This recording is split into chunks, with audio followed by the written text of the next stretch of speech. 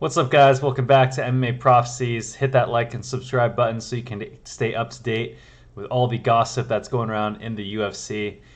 Recently, Joe Rogan expressed his thoughts on Sean Strickland boxing Sneako, and on one hand, he was against it, but on the other hand, he thought it was a terrible idea for Sneako to accept that sparring match. And here's actually a clip of Sneako accepting that match and then knowing that he was about to get beat up. Sean Strickland. Or you're not letting anybody, your wife, right? Absolutely not, Sean. Absolutely not, Sean. We don't do that over here. I respect that, bro. Okay. When we go spar, bro, I heard we're going to send that shit up and get it out. I'm ready to go. I'm ready. I think that'd be fun. How long are you down for? I'll be in town for a couple more days. But boxing, though, MMA is a little, I don't know if that's going to be... You ever had a boxing fight? No, I haven't. No, I haven't. We are wrestling tomorrow at 11. Wrestling? No, I'll box, but we'll wrestle. I'll give you a couple rounds. Okay, I'm supposed to train with Jake Shields tomorrow, so if you want to come at the same time... We'll be at 11. All right, I'll see you there. Yeah. Well, that's going to hurt. That's going to be painful. That's going to be painful. So did you guys hear that in his friends? He literally just said, quote unquote, this is going to hurt. And it sounds like his friends knew exactly what was going to happen too. So this pretty much just confirms that Sneako enjoys taking brain damage for likes, which is not worth it in my opinion. All right? Because he already has money, right? But Rogan goes on to say that if he had boxed Israel Adesanya, then he would have most likely just sparred light with him like he did with Mark Zuckerberg. And he's right. Izzy's a much nicer guy. We all saw him spar with his buddy and training partner Dan Hooker a while ago and willingly take all these hard shots to the head while he was training for his big fight with Pereira. But after getting beaten up badly by Strickland, Sneako actually went on to have a much lighter sparring session with Nate Diaz. So there's actually some signs that he did learn his lesson. But what do you guys, who do you guys want to see him spar next? I think he should do some MMA sparring with MMA Guru. I think that'd be cool. Now, Joe Rogan goes on to say that if you accept a sparring match with Sean, then you are essentially allowing him to beat the crap out of you because, first of all, he has a man code that requires him to do so, which is 100% true, except when he's sparring Alex Pereira. Sean Strickland, who continues to he seems to be sparring like any YouTuber or streamer that's prepared to get into the ring with him. Well, he beat up that kid who's a smaller than him streamer named Sneako, which is not a good look. He beat the shit out of that guy. Yeah. I just don't know why he wanted to do that. It's so easy for him to beat that guy up. Well, it was what we were talking about before. Yeah, it's not fair. It's just it's not really. The kid, I don't know what that kid thought. First of all, he's so silly for doing that, for agreeing to do that with Sean Strickland. Because you know that he's never going to have that hold back. If you agree to do that with Israel Adesanya, Israel Adesanya will take care of you. I swear to God. He'll pop you a little bit and let you know that you're helpless. But he won't fuck you up. He'll smile and laugh and he'll hug you afterwards. You could spar with him. I guarantee you could spar with him. And then just touch your face just to let you know. Like you would have been knocked out, but I just touched your face. Just going to touch you a little bit. Move around. You can't touch me. I touch you. Here's a feint and that's coming at you. And if he's kicking, you're fucked. But even if he's just using his hands, if you're like some streamer, he wouldn't hurt you. But Sean Strickland's a different animal. Sean Strickland has, he's got this fucking man code. And he believes in it. Like, you got to get your ass kicked every now and then. He spars all the time, spars constantly. And if you agree to get in there with him, you're essentially agreeing to let him beat the fuck out of you because you don't really have a chance. Like, you have no chance. But in Sean's defense, when he lost to Alex Pereira, one of the first things he did was go to Connecticut to Glover Teixeira's gym where Alex trains and train with him. When we was training with Alex Pereira, he was light sparring. So this is fucking light. Find the video of Sean Strickland training with Alex Pereira because he's smart. Because you can't, that guy's not Sneako. You can't just tool off. That guy already knocked you out. Like, Pereira knocked him out in the first round. He hit him with a left hook and then a right hand as he was going down. Like, Pereira's a monster. So he was sparring with this monster. He's like, yeah, let's just fucking be friends. Let's just be friends, buddy. There wasn't any of that Teach me your cheat codes. Exactly. Well, and Pereira teaches people, which is very interesting. You know, he's that confident in his ability that he'll take a guy that he just fought and a guy who is now the current. Look how they're sparring. Nice and light. See this? They're just touching each other, just using distance and sparring. And there was an actual, see, these guys are sparring, but they're not hitting each other hard at all. So, obviously, Sean knows how to pick his battles.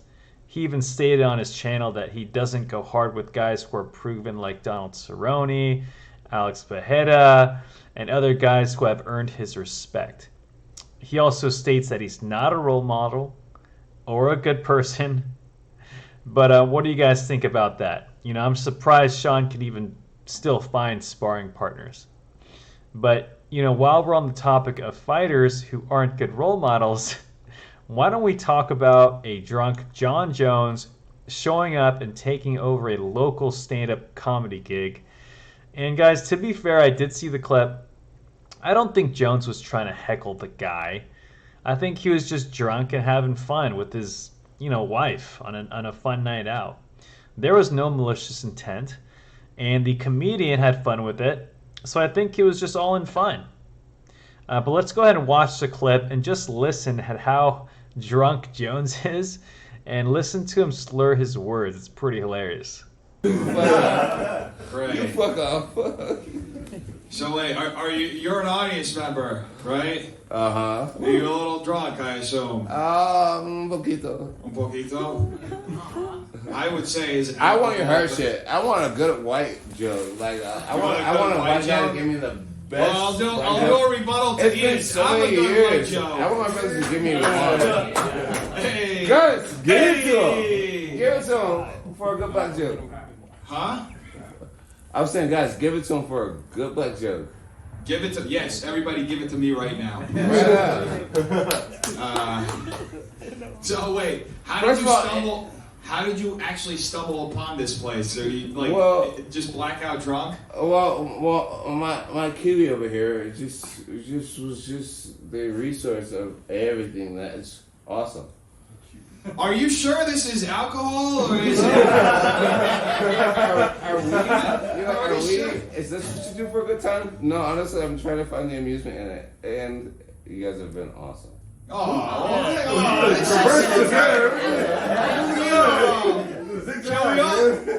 all But hug honestly, none of you guys have been funny so far. Huh? None of you guys have been funny so far. Oh yeah. Thanks. I appreciate the person who's drunk out of their senses thinking we're all funny. That's great. So wait, how did you? I mean, what has your evening been like? You went to El Compadre or just roaming around town? Well, it's just being that dude, you know. It's just a being that lot of dude. hurt, a lot of work. It's a lot of work. A lot of you work like this? This is your work? LA guys. How do I get your job? I'm obsessed with it because it's amazing. It's been showing me that it's amazing. What, LA? Yes. Are you from LA? I'm a New York guy, but like You're a New York I've been living guy? in Albuquerque this last few years. Where are you from in New York? Rochester. I'm a northerner. Oh yeah. That's it. Yeah, I love it. People say, I'm from New York. Where are you from? Long Island. Rochester. No, honestly, though, like all jokes aside, you guys have been amazing. It's so healing and just. Thank you. I can promise everybody here will give you a hug on your way. I'm more like the type to put my finger in your butthole. Wait, what? Whoa. Hold on. I'll put my finger in your butthole. We just missed some very important. You're talking about finger in your balls? Finger in the butthole. Oh, finger in the A whole butthole. black finger in the butthole. Is that how they do it in Rochester? That's how we get down. It's the way we say I love you. Oh, it's the way you say I love you in Rochester? John Jones, the legend. The crazy thing is, I don't even think anyone knew who he was. They probably just thought he was some drunk dude crashing another comedy show like a lot of people do. But the most, the funniest part was just hearing him slur his words the entire time. And we all know that Jones likes to enjoy his time off, right? You guys, I mean, he's made it public many times that he likes to party before every fight at least a week. He did a bunch of cocaine the week before he fought Daniel Cormier. That was actually amazing. He partied like crazy before fighting Alexander Gustafsson. And this is just what he does to get ready for his next big fight. Guys, if it ain't broke, don't fix it. But it doesn't mean that he's not susceptible to getting into trouble. Now, will we see him get into trouble one more time? Is this a sign of things to come? Well, only time will tell, my friends. But Hunter Campbell actually called Jon Jones not too long ago and asked him if he wanted to headline UFC 300. This was after Jones tore his pec and wasn't able to fight Stipe. But Jones actually declined, saying, quote unquote, "As honored as I am for the opportunity, I just don't think I'll be ready. I just don't. I'm getting up there in age." He's 36, you guys. "I only have a few more events left, and I want to give these events my all and make sure that I come back 100%. So I think we should give Jones some more time to party, right? Do more cocaine, get more drinks in, maybe crash a couple more comedy gigs. That way he can get back into form. And honestly, I don't really care about him fighting Stipe anymore. Stipe hasn't fought in 3 years, and we don't even know what kind of shape he's in. Do we really want to see the GOAT Jones fight a 41-year-old Stipe? I think he would just embarrass him. I say he fights Tom Aspinall this year, because I think that would be Jones's toughest test out of anyone. Tom has wrestling, power, striking. He's the fastest heavyweight in the division by far, in my opinion. And I think that would be an insane fight for the MMA fans to see. And who do you guys think would win, Aspinall or Jon Jones? Even though Tom Aspinall is extremely talented and dangerous, it is so hard to bet against Jon Jones.